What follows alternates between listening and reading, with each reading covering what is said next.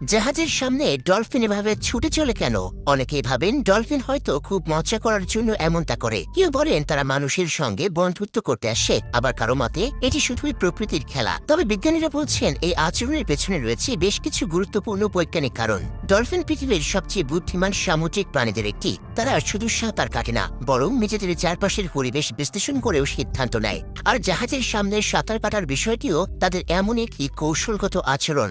যখন কোনো বড় জাহাজ সমুদ্রের পানি কেটে সামনে এগিয়ে যায়, তখন তার সামনের দিকে বিশেষ ধরনের ঢেউ তৈরি হয়। এই ঢেউকে অনেক বিজ্ঞানী বাও ওয়েভ বা চাপযুক্ত সামনের তরঙ্গ বলে থাকেন।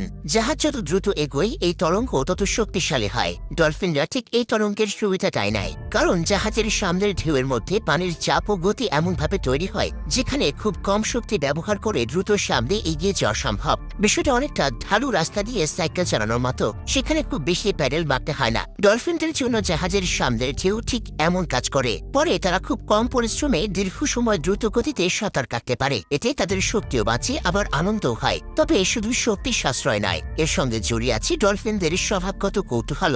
ডলফিন অত্যন্ত সামাজিক প্রাণী। তারা দল বেঁধে চলাফেরা করে এবং সবসময় আশপাশের পরিবেশ নিয়ে কৌতূহলী থাকে। সমুদ্রের মধ্যে বড় কোনো বস্তু চলতে দেখতেই তারা সেটির কাছে যেতে চায়। জাহাজের বিশাল আকার, পানির কম্পন এবং তৈরি হওয়ার শব্দ তাদের আকৃষ্ট করে। তাই অনেক সময় তারা শুধু পর্যবেক্ষণ করার জন্য জাহাজের আশপাশে ঘুরে বেড়ায়। ডলফিনদের এই আচরণের ভেতরে শেখার বিষয় আছে। গবেষণায় দেখা গেছে ডলফিনদের মস্তিষ্ক অত্যন্ত উন্নত। তাদের স্মৃতিশক্তি, যোগাযোগ ব্যবস্থা এবং সমস্যা সমাধানের ক্ষমতা অনেক প্রাণীর চেয়ে বেশি। তারা বিশেষ শব্দ ও সিগন্যাল ব্যবহার করে নিজেদের মধ্যে যোগাযোগ করে। এই কারণে অনেক বিজ্ঞানী মনে করেন জাহাজের সামনে সাঁতার কাটার সময় তারা শুধু খেলাই করে না, বরং নিজেদের মধ্যে তথ্য আদান প্রদান করে। আরও একটি মজার তথ্য হলো এই আচরণ তাদের শিকারের সঙ্গেও সম্পর্কিত হতে পারে।